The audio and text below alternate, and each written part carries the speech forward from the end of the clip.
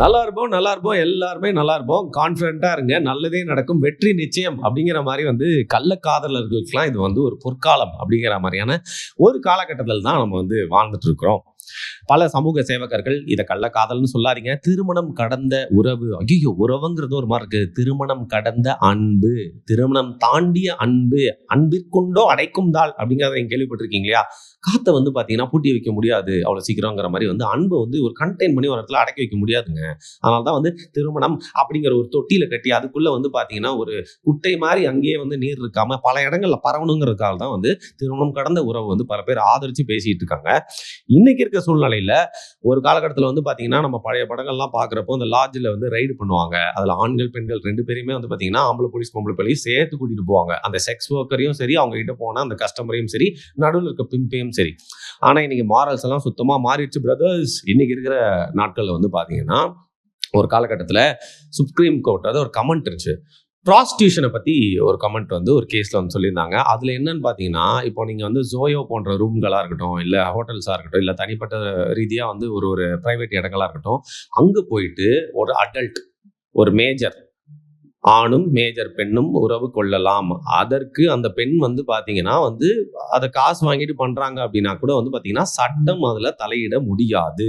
ஆனா ஒண்ணுங்க, இந்த நடுவுல இடைத்தரகரா, ஒரு புரோக்கரா, ஒரு மேனேஜரா, ஒரு ஒரு ஏஜென்ட்டா எவனாவது செயல்பட்டான் அப்படின்னா, அது பாத்தீங்கன்னா பிம்பிங் அப்படிங்கிற முறையில அந்த நபரையும் கைது செய்து, அந்த செக்சுவல் இன்டர்கோர்ஸ்ல அதாவது செக்ஸ் ட்ரேட்ல ஈடுபட்டிருக்க அந்த பெண்ணை மீட்டு பாத்தீங்கன்னா காப்பகத்துல அடைப்போம் அப்படிங்கிற மாதிரி இருந்துச்சு.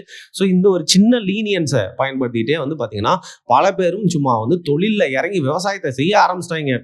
அதுல நிறைய லூப் ஹோல்ஸ் இருக்கு. குறிப்பா பாத்தீங்கன்னா, நம்மளுக்கு போன வருஷம் அப்படின்னு நினைக்கிறேன், ஒருத்தர் மெயில் அனுப்பிச்சிட்டே இருந்தார் தொடர்ந்து. சென்னையில் நிறையா ஸ்பா இருக்குது, மசாஜ் சென்டர் இருக்குது. பட் மசாஜ் சென்டர் ஸ்பான்ற பேரில் பார்த்தீங்கன்னா அங்கே ப்ராஸ்டியூஷன் நடக்குது. என்னுடைய குடும்பத்தில் ஒருத்தருக்கு பார்த்தீங்கன்னா கல்யாணம் ஆகி கொஞ்ச நாள்லேயே இந்த தவறான ஸ்பாக்கு போகிற பழக்கத்தினால பார்த்தீங்கன்னா வாழ்க்கையை இழந்தது மட்டும் இல்லாமல் ஒரு தகாத உறவு அங்கேருந்து ஒரு பெண்ணோட ஏற்பட்டுருச்சு. இதனால ஒய்ஃபும் விட்டு போயிட்டாங்க. இந்த மாதிரி நிறைய ஆண்களுடைய லைஃப் சீரழியுது. ஸோ பேசிக்லி இது பார்த்தீங்கன்னா ஒரு ஓப்பன் சீக்ரெட் மாதிரி நம்ம ஊர்ல இந்த மாதிரி ரிலாக்ஸேஷன் சென்டர்னு வச்சு ப்ராஸ்டியூஷனை லீகலா நடத்திட்டு இருக்காங்க பாருங்க. இதை பத்தி நீங்க எக்ஸ்போஸ் பண்ணுங்க அப்படின்னு சொல்லிட்டு ஒரு நிறைய டீடைல்ஸ்லாம் அனுப்பியிருந்தாரு.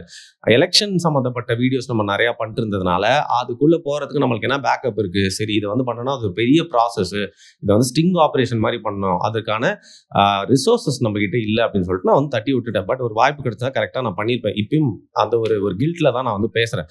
இந்த மாதிரி பாத்தீங்கன்னா, அன்னைக்கு சுப்ரீம் கோர்ட் சொன்ன அந்த கமெண்ட்டை நிறைய பேர் சாதகமா பயன்படுத்திட்டு நடுவில் ஒரு பிம்பை வச்சே பார்த்தீங்கன்னா அந்த விபச்சாரத்தை நடத்திட்டு இருக்காங்க. அதாவது இந்த செக்ஸ் ஒர்க்கர் அவங்க அடையிற லாபத்தோட நடுவில் இதை ஏற்படுத்தி கொடுக்குற அந்த தரகர் பார்த்தீங்கன்னா அதிகமான காசை சம்பாதிக்கிறது மட்டும் இல்லாமல் கஷ்டப்பட்டு தங்களுடைய உடலை வித்து வரக்கூடிய இந்த பெண்களுக்கு சொற்ப பணத்தை கொடுத்து இது ஒரு ராக்கெட்டாக நடந்துட்டு இருக்கு. இதில் நிறைய பெண்கள் பார்த்தீங்கன்னா ஊர்லேருந்து ஒரு மாதிரி கடத்திட்டு வரப்படுறாங்க. நிறைய மைனர்ஸும் இதில் இன்வால்வ் பண்ணப்பட்டு இன்னும் வெளியே வராமல் இந்த விஷயங்கள்லாம் இருக்கு. சரி, அது ஒரு பக்கங்க. ஆனா இப்போ வந்திருக்கிற இந்த தீர்ப்பு என்ன அப்படின்னு பாத்தீங்கன்னா, 2004ல இது இப்பதான் ஏதோ ஒரு 10 வருஷத்துக்கு முன்னாடி போட்டிருப்பாங்க ஒரு வழக்குன்னு பார்த்தா, 2004ல போட்ட ஒரு வழக்குக்கு விசாரணைக்கு வரப்போ பார்த்தீங்கன்னா இவ்வளோ வருஷங்கள் கத்தி அதில் ஜட்மெண்ட் நீதிபதி பாஸ் பண்றாரு. நிறைய பேஜஸ் இருக்கு. அதில் ஒரு முக்கியமான சாராம்சங்கள் மட்டும் நான் சொல்றேன். அதில் என்ன சொல்லியிருக்காங்கன்னு பார்த்தீங்கன்னா, இதற்கு முன்னாடி நான் சொன்னதுக்கும் இதுக்கும் பெரிய வித்தியாசம்லாம் இல்லை. ஒரு ஆணும் பெண்ணும் அவங்க மேஜரா இருக்க பட்சத்தில் எங்க வேணா போயிட்டு அவங்க உறவு கொள்ளலாம். அது திருமணத்தை அவங்க செஞ்சிருந்தாலும் பார்த்தீங்கன்னா அவங்க அடல்ட்டா இருக்கிற பட்சத்தில் அடல்ட்டா தான் திருமணம் பண்ண முடியும். அப்பதான் செல்லும். அவங்க பட்சத்தில் அவங்க போயிட்டு ஒன்னா இருக்கிறது அப்படிங்கிறது தவறா எடுத்துக்க முடியாது அப்படிங்கிறது பாத்தீங்கன்னா தீர்ப்பா இருக்கிறது மட்டும் இல்லாம ஒரு அடல்ட் யாருமே அவங்களை எந்த ஒரு ஈடுபாடும் அதாவது ஃபோர்ஸ் பண்ணாம ஒரு பாலியல் தொழில் ஒருத்தவங்க செஞ்சாலும் அதுல நம்ம அரசாங்கம் தலையிட முடியாது அப்படிங்கிறதான் இப்போ ஒரு ஜட்மெண்டா வந்துருக்கு. ஸோ இன்னைக்கு இருக்க சூழ்நிலையில குழந்தைங்களுக்கு எதிராக நடக்கக்கூடிய அட்டூழிகள், செக்ஷுவல் டார்ச்சர்ஸாக இருக்கட்டும், அபியூஸாக இருக்கட்டும், பல மனைவிகள் கணவன்மார்களால் சித்திரவதை பண்ணுறதா இருக்கட்டும், காதலர்கள் பல பேர் பார்த்தீங்கன்னா தவறான உறவு எடுத்து அதுக்கப்புறம் வீடியோஸ்லாம் எடுத்து மிரட்டுறது, இந்த மாதிரி பல பிரச்சனைகள் செக்ஷுவல் ரீதியாக நிறையா போயிட்டே இருக்கு. இந்த சூழ்நிலையில் தான் பார்த்தீங்கன்னா நம்ம ஊரில் லா அப்படிங்கிறது ரொம்ப இறுக்கி பிடிச்சா மக்கள்லாம் எங்கேயாவது ஓடிட போகிறாங்க, இல்லை வெகுடெழுந்துட போகிறாங்கன்னு பயப்படுறாங்களா என்னன்னு தெரியல. இன்னைக்கு இருக்கக்கூடிய வந்துட்டு இருக்க ஜென்சிக்கு ஏற்ற மாதிரியே லாலாம் மாறிட்டு இருக்கு அப்படிங்கிறத நம்மளால பார்க்க பார்க்க முடியும். குறிப்பா வந்து பார்த்தீங்கன்னா, நீங்க நியூடிட்டிய செல் பண்றது, இல்ல ஒரு செக்ஸ் படம் எடுத்து அத வந்து விக்கிறது அப்படிங்கிறது இன்னைக்கு வரைக்கும் வந்து எகெயின்ஸ்ட் த லாவா இருக்கு. பட் அத வந்து பார்த்தீங்கன்னா, இப்ப நீங்க மெயின் ஸ்ட்ரீம் மீடியம்ல பண்ணா தான் தப்பு. டிஜிட்டலா அதாவது இன்டர்நெட்ல நீங்க அத வந்து பண்றீங்க. அத வந்து மாடலிங் அப்படிங்கிற பேர்ல பண்றீங்க. சப்ஸ்கிரிப்ஷன் அப்படிங்கிற பேர்ல பண்றீங்க அப்படின்னா வந்து பார்த்தீங்கன்னா, இன்னைக்கு வரைக்கும் நான் ஏற்கனவே சொன்ன மாரி ஒரு ஓப்பன் சீக்ரெட்டா அத வந்து இல்லீகலா இருந்தாலும், ரொம்ப ஓப்பனாவே நெறைய பேர் பண்ணி கார்லாம் வாங்கி வந்து பார்த்தீங்கன்னா, ஃபேமிலி கோல்ஸ் அப்படின்னு சொல்லிட்டு வந்து போட்டுட்டு தான் இருக்காங்க. இன்னைக்கு பல பெண்கள் இப்போ வீட்லயே சொல்லுவாங்க. 11த், 12த்லாம் படிச்சுட்டு இந்த லீவ்ல இருக்கும்போது, "வேலைக்கு போகாதடா, காச பார்த்துட்டுனா வந்து காலேஜுக்கு போறதுக்கு உனக்கு தோணாது. அதே பழக்கம் ஏற்பட்டுரும்னு" சொல்லிட்டு. அது வந்து எல்லாருக்குமே பொருந்தும் அப்படிங்கிற பட்சத்துல, தன்னுடைய உடம்ப காட்டினாலே வந்து ஈஸியா பணம் வருது. ஜஸ்ட் ரூ. 400 தான் ஒரு சப்ஸ்கிரிப்ஷன் அப்படின்னு சொன்னா கூட வந்து பார்த்தீங்கன்னா, 10,000 பேர் வந்து பண்ணிடுறாங்க ஒரு பொண்ணோட உடம்பு பார்க்கறதுக்கு.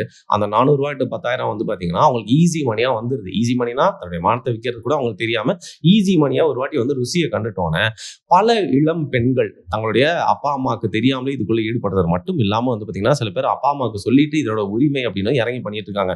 குறிப்பா சினிமா ஃபீல்ட்ல வந்து பார்த்தீங்கன்னா, மாடலிங் ஃபீல்டுன்னு வந்து சரியான வாய்ப்புகள் இல்லாம ஒரு காலகட்டத்தில பார்த்தீங்கன்னா, எந்த ஒரு வாய்ப்பும் இல்லாம ஒதுக்கப்பட்டு, இன்னைக்கு யாரெல்லாம் பெண்ணியம் பேசிட்டு நெறைய பேர் இருந்தாங்களோ, அந்த பெண்களே சப்ஸ்கிரிப்ஷன் பேசிஸ்ல வந்து Instagramல வந்து தங்களோட புகைப்படங்கள்லாம் வந்து போட்டத வந்து நம்மளால வந்து பார்க்க முடியுது. இந்த ஒரு சூழ்நிலையில தான் வந்து பார்த்தீங்கன்னா, நார்த் இந்தியால பீகார் போன்ற இடங்கள்ல ஓப்பனா வந்து செக்ஸ் படமே எடுத்து, அத Netflix மாரி அவங்களே ஒரு ஓடிடி தளம்லாம் வச்சு நாலா பக்கமும் வந்து பரப்பிட்டு இருக்காங்க. இன்ஃபாக்ட் அந்த செக்சுவல் ஸ்கிரிப்ட்ட வந்து படிக்கிற மாரி டேபிள் ரீடிங்கா அந்த மாரி வீடியோஸ்லாம் வந்து போட்டுட்டு இருக்காங்க. அப்பேற்பட்ட சூழ்நிலையில வந்து பார்த்தீங்கன்னா, நம்ம ஊர் ஒரு கன்சர்வேட்டிவான ஒரு ஊர். அதுல அரசாங்கம் வந்து இறுக்கி பிடிக்க வேண்டிய விஷயங்கள் நெறைய இருக்கு. அதற்காக ஓவரா தனிப்பட்ட வாழ்க்கைக்குள்ள புகுந்து மாரல் பாலிசிங்கும் பண்ணக்கூடாது அப்படிங்கிறத நம்ம புரிஞ்சுக்கிட்டாலும் வந்து பார்த்தீங்கன்னா, இந்த மாரியான ரூல்ஸ் அப்படிங்கிறது வந்து கலாச்சாரம் இதை பாதுகாக்க தான் நாங்க இருக்கோம் அப்படின்னு சொல்ற பாஜகவுடைய 3வது ஆட்சி.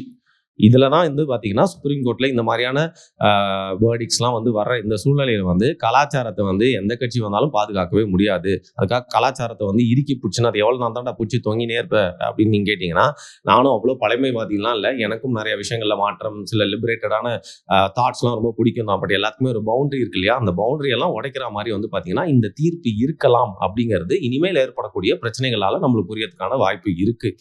என்னதான் இருந்தாலும் என்னால இத பத்தி வந்து பேச முடியல. நீங்க நெறைய பேரோட வீடியோஸ்ல வந்து கேட்டிருப்பீங்க. ஏற்கனவே வந்து இத பத்தி நெறைய டிஸ்கஸ் பண்ணியிருப்பாங்க. கேரளால பனவூர் அப்படின்ற ஒரு திருவனந்தபுரத்துல அங்க வந்து பார்த்தீங்கன்னா, ஒரு தாய் இருக்காங்க. அகிலா அப்படின்றவங்க. அவங்க வந்து ஒரு விடோ. அவங்களோட ஹஸ்பண்ட் வந்து தெரியாத காரணத்தினால வந்து சூசைட் பண்ணி வந்து இறந்துடுறாரு. அதுக்கப்புறம் வந்து அஷ்கர் அப்படிங்கிற ஒருத்தன் கூட லிவ் இன் ரிலேஷன்ஷிப்ல இருக்காங்க. அப்படி லிவ் இன் ரிலேஷன்ஷிப்ல இருக்கும்போது, அர்ஷித் அப்படிங்கிற அந்த குழந்தை கூட வந்து வாழ்ந்துட்டு இருக்காங்க. ஸோ இந்த அஷ்கர் அப்படிங்கிற கள்ளக்காதலன் என்ன பண்றான், நாளடைவுல வந்து இந்த லிவ் இன் ரிலேஷன்ஷிப்ல இருக்கும்போதே வந்து அந்த 1 1/2 வயசு குழந்தை இருக்கு இல்லையா? அந்த அகிலாவுடைய அந்த 1 1/2 வயது குழந்தைய வந்து பார்த்தீங்கன்னா, கொடூரமான டார்ச்சர் வந்து பண்றான். கைய கால்ல இருக்க பல எலும்புகள உடைச்சு, சிகரெட்டால வந்து பார்த்தீங்கன்னா, உறுப்புகள்ல வந்து சூடு வச்சு, டெய்லி அவன அடிச்சு, செவுத்துல தள்ளி ரத்தம் கட்டுற மாரியான கொடுமைகள்லாம் தினம் தினம் ஏற்பட்டு ஒரு பாயிண்ட் ஆஃப் டைம்ல 2 கையும் வந்து உடைக்கப்பட்டு அவன் வந்து கட்டுலாம் போட்டுட்டு இருக்கான். நெறைய பேர் கேட்கறாங்க இது எப்படி நடந்துச்சுன்னு சொல்லிட்டு. அந்த தாயும் இவன் கூட இருக்கிற அந்த காம போதையில வந்து பார்த்தீங்கன்னா, உடன் போயிட்டு அது வந்து ஆக்சிடென்ட்டால நடந்துச்சு, கீழ விழுந்ததால நடந்துச்சுன்னு சொல்லிட்டு சப்பக்கட்டு கட்டி, அந்த குழந்தைய வந்து பாதுகாக்காம இவ்ளோ நாள் அந்த கள்ளக்காதல்லேயே அப்படியே இருந்து ஒரு பாயிண்ட் ஆஃப் டைம்ல இந்த கள்ளக்காதலுக்கு இடையூறா இருக்கான் இந்த குழந்தை அப்படின்றத தெரிஞ்சுட்ட இந்த அஸ்கர் என்ன தெரியுமா பண்ணியிருக்கான், மனசாட்சி இல்லாம இவ்வளவு நாள் குடும்பப்படுத்தினது போதாது அப்படின்னு சொல்லிட்டு இந்த குழந்தைய சாப்பாடு நல்லா வாயில திணிச்சு மூச்சு திணற வச்சு ஹாஸ்பிட்டலுக்கு போற வழியிலே இயற்கையா செத்துட்டா மாதிரி ஒரு நாடகத்தை அரங்கேற்றிருக்கான். அங்க உடற்கூறாய்வுல வந்து உடம்புல நிறைய அடிகள், சிராய்ப்புகள், எலும்பெல்லாம் உடைஞ்சிருந்ததை பார்த்து சந்தேகத்தின் பேர்ல விசாரணை பண்ணாதான் இந்த கொடுமை வந்து நடந்திருக்கிறது தெரியுது. அக்கம் பக்கத்தினர் வந்து பாத்தீங்கன்னா கண்டுகிட்டு எப்பெல்லாம் வந்து ஒரு சந்தேகமா கேட்டாலும் அப்பயும் அந்த குழந்தைய உள்ள கூட்டிட்டு போயிட்டு கொடுமை பண்ணிட்டு இருந்த இந்த அஷ்கர் வந்து பாத்தீங்கன்னா பொதுமக்களோட கோபத்துக்கு உள்ளாகி போலீஸ்காரங்க எல்லாமே வந்து அவனை காப்பாற்ற ட்ரை பண்ணாலும் தர்ம அடி வாங்கி இப்போ வந்து பாத்தீங்கன்னா அவனை வந்து பாதுகாப்பா கூட்டு போய் சிறையில அடைச்சிருக்காங்க. இந்த கொலைக்கு உடந்தையா இருந்த அந்த தாய் அகிலாவையும் வந்து பாத்தீங்கன்னா வந்து விசாரணை வளையத்துக்குள்ள இழுத்துருக்காங்க. அதாவது இந்த சூசைட் பண்ண அந்த தந்தை இருக்காருல்ல, இப்ப அவங்களோட தரப்புல இருந்து என்ன சொல்றாங்க, அவருடைய சூசைட் வந்து நார்மலா நடந்துச்சா, இல்ல சூசைடுக்கு வந்து அகிலான்ற தூண்டுனாலா, இல்ல இதே மாதிரி கள்ளக்காதலன் கூட சேர்ந்து வந்து எங்க மகனை போட்டு தள்ளிட்டாலோ, அதனால விசாரணை பண்ணுங்கன்னு சொல்லிட்டு அவங்க பேரண்ட்ஸ் மட்டும் இல்லாம பொதுமக்களும் ஒரு கேள்வி எழுப்பியிருக்காங்க. ஸோ ஏன் அதையும் இதையும் கனெக்ட் பண்றேன் அப்படின்னா, ஒரு காலகட்டத்துல வந்து லாஸ் அப்படிங்கிறதே பார்த்தீங்கன்னா, இந்த மாதிரி விஷயங்களுக்கு எதிரா ரொம்ப டைட்டன்டா வந்து பார்த்தீங்கன்னா, கன்சர்வேட்டிவா இருந்த காலகட்டத்திலேயே வந்து பல சொல்ல முடியாத விஷயங்கள் நடந்துட்டு இருந்த காலகட்டத்துல, இன்னைக்கு கவர்மெண்ட் சைட்லேருந்து லாவும் கொஞ்சம் ஒரு பிடியை தளர்த்துச்சு அப்படிங்கிற பட்சத்தில் கலாச்சாரம் அப்படிங்கிறது வந்து பார்த்தீங்கன்னா முற்றிலுமா சீரழிந்து இந்த மாதிரியான சொல்ல முடியாத, விவரிக்க முடியாத, இதற்கு முன்னாடி பார்க்காத பிரச்சனைகள்லாம் நிறையா சமூகத்தில் நிகழ்றதுக்கான வாய்ப்பு இருக்குது. அப்பேற்பட்ட சூழ்நிலையில கவர்மெண்ட் வந்து பார்த்தீங்கன்னா, இல்ல கோர்ட்டும் சரி, அடுத்து வரக்கூடிய இந்த மாரி வழக்குகள்ல குடுக்கக்கூடிய தீர்ப்பு அப்படிங்கிறது, நீங்க இன்னைக்கு மட்டும் இல்லங்க, இந்த நாட்டுல இன்னைக்கு வாழ்ந்துட்டு இருக்கவங்க மட்டும் இல்ல, வரக்கூடிய சந்ததிகள் எல்லாரோட லைஃபுமே வந்து இன்னும் பிறக்காத குழந்தைங்களோட நெறைய பேர் லைஃபுமே வந்து பார்த்தீங்கன்னா, அந்த தீர்ப்புல வந்து அடங்கியிருக்கு அப்படிங்கிறதுனால, கோர்ட் கொஞ்சம் பார்த்து பண்ணணும் அப்படிங்கிறது நம்மளுடைய பார்வை. நீங்க என்ன நெனைக்கிறீங்க இத பத்தி அப்படிங்கிறத மறக்காம கீழ கமெண்ட் பண்ணுங்க. நன்றி.